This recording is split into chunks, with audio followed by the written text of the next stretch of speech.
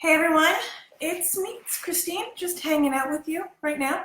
It's Tuesday, and I promised last week that I would be sharing some really fun, horror stories in the wedding industry, and I came up with two really fun stories that I want to talk about today.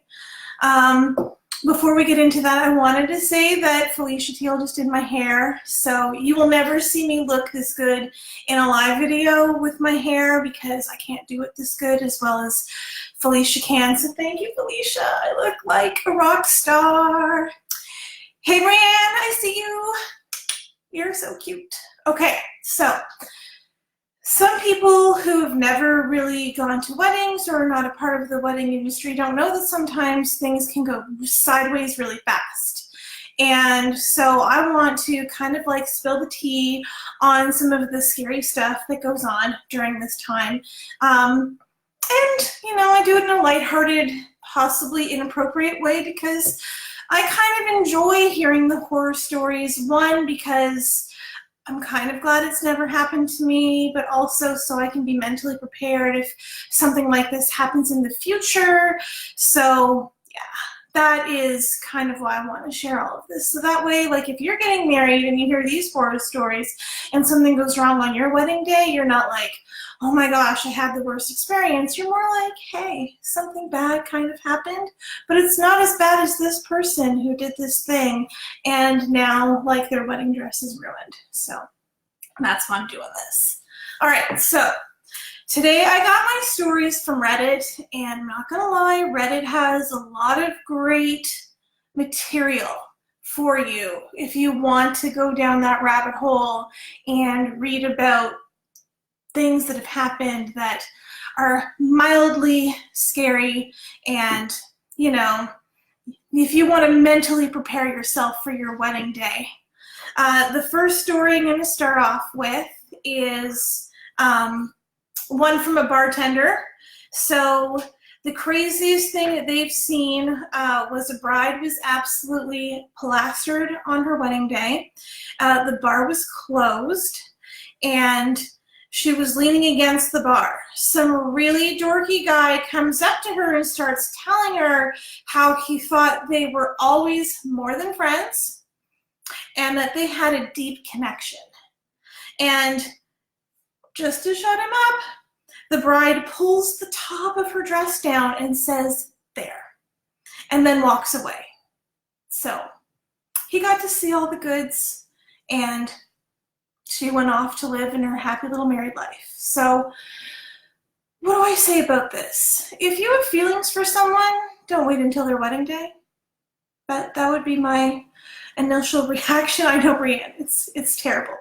I don't know. If someone is getting married to someone else and you have feelings for them, I don't even know if I would say anything to them because they're getting married. But maybe if they're dating someone and you feel like there's a connection between the two of you, that might be a little bit more okay. But after she's married and she's drunk and she's leaning against a bar and you think that there's always been some kind of connection, there isn't. You didn't have this connection. It's all in your head. He or she does not feel that way about you. They just got married and you're putting some of your stuff on them, and that's not fair to them. But I would love to know if any of you have ever done this, because please, if you have, I need to know. Or if you have known someone who's thought it would be romantic to possibly interrupt a wedding and say, how people think it's so romantic to interrupt like what is the term? They say like, if they don't think that they're ready to be married, blah, blah, blah. No, that's not the time. It's not romantic. It's awkward, and everyone else will feel awkward for you, and it'll be a sad thing. So just don't do it. All right.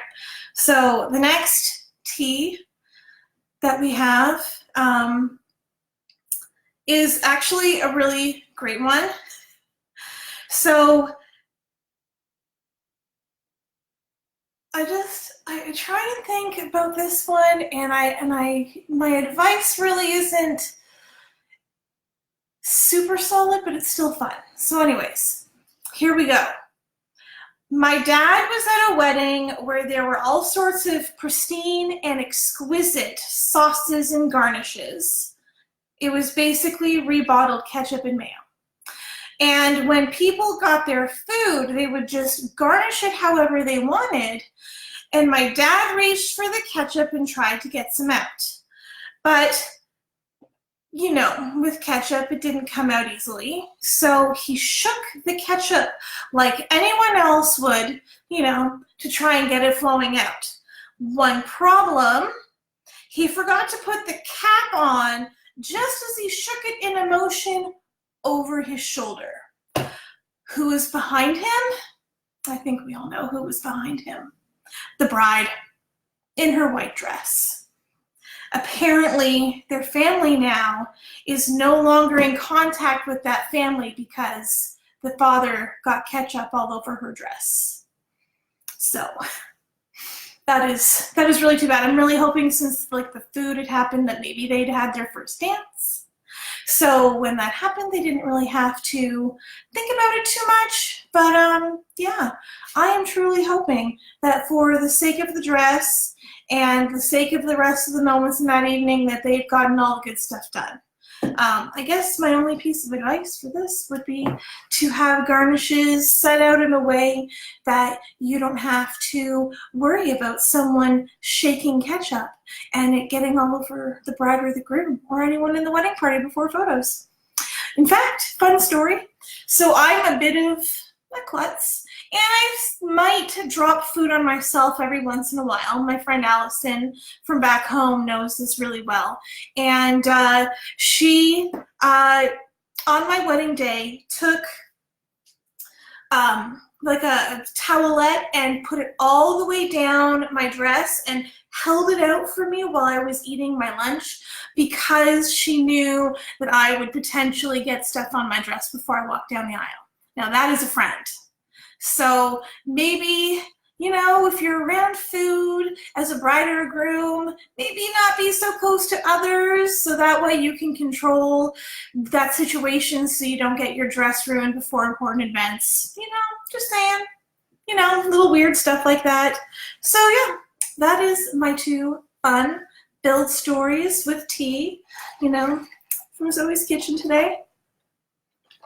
But if anyone has any wedding stories they ever want to share me, please send them my way. We will talk about them every single week and maybe chuckle, maybe have some advice, maybe do both. That's it. So you guys have a great rest of your Tuesday, and this was a lot of fun. Thank you.